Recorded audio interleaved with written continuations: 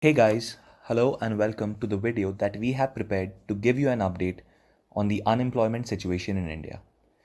Before we kick things off, let me introduce you to the team that has prepared this video.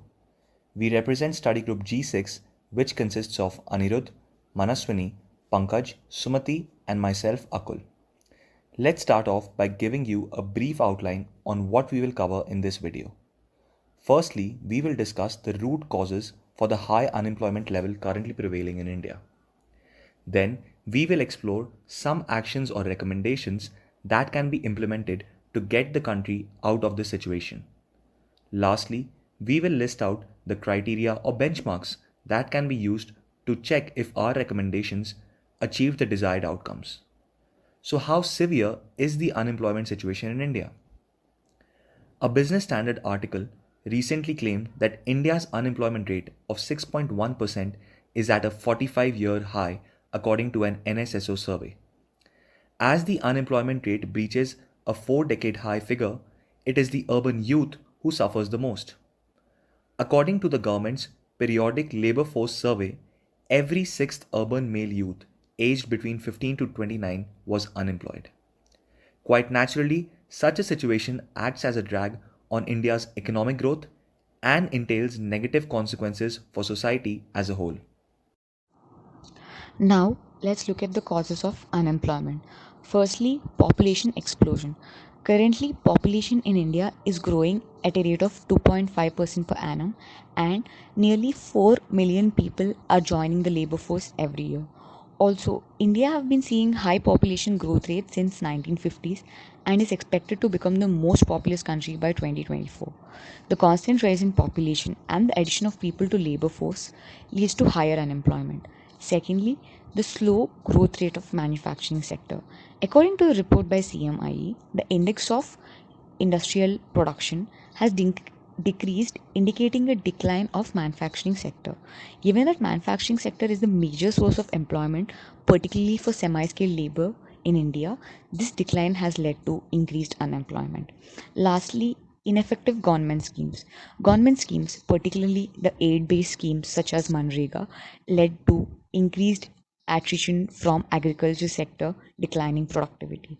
The increased dependent on aid leads to higher unemployment.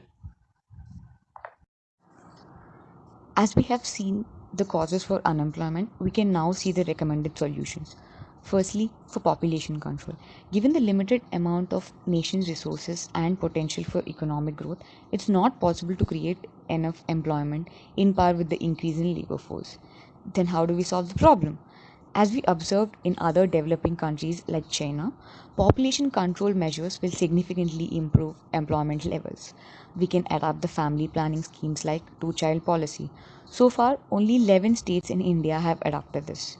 Also, awareness and access to contraception options will deter unplanned pregnancies, especially in underdeveloped sections of the society that have higher birth rates. Implementation of family planning schemes can be done through awareness drives and consequences in the form of withholding government benefits for more than two children. Our second recommendation is to increase the IIP or the factory output. The government should focus on increasing the growth rate of manufacturing sector as it will lead to job creation. They need to increase the foreign investment in manufacturing sector, particularly in large-scale manufacturing like China. This way, the country can benefit from becoming a major manufacturing hub for developed countries and generate more employment. Growth in new cities and smart city projects will increase the job creation of both skilled and unskilled labor.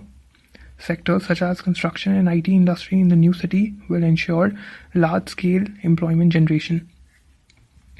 Structural reforms in areas of tax and administration and simplifying bureaucratic processes will facilitate the growth of business. Coming to the third point, the government should shift from aid-based to employment schemes. The government should focus on promoting employment within the local economies at both urban and rural levels by introducing favorable policies.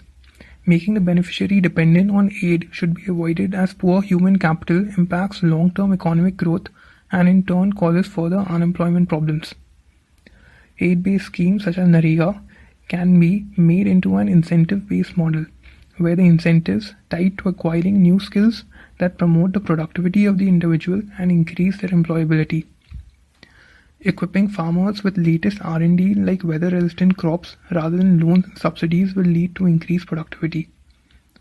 To increase rural employment, policies should be created to establish formal village enterprises that promote local economy.